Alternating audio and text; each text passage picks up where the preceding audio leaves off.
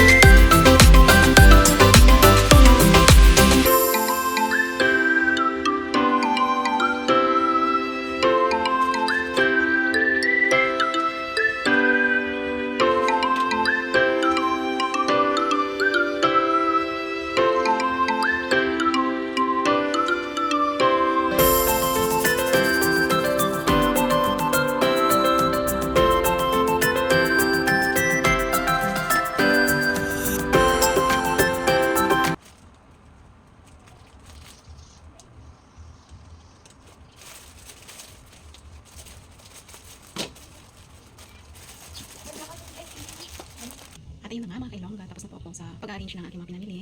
So yan, hindi na po ako nag-video kanina dahil paputol-putol po siya dahil merong mga bumibili. So i-stop ko na lang po yung video. So sa ngayon, na i-display ko na po siya yung mga items, pero hindi ko pa maayos dito sa harapan dahil meron pa siyang dito. Binigyan ko siya ng tela dahil mainit. So mamaya, pag wala na pong init, tatanggalin ko na po yan at i-display ko yung mga hindi ko pa nailagay dyan.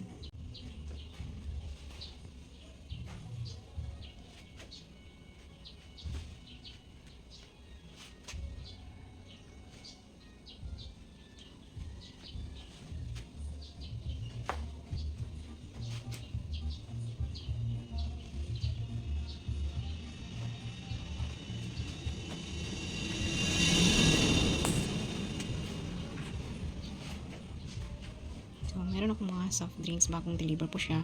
So, ibang ano naman yung kinuhanan ko dahil yung nagde-deliver po dito is hindi na nagparamdam. So, sumanap na lang po ako ng ibang mapagkunan ng soft drinks. So, ayan. That's it for today's video.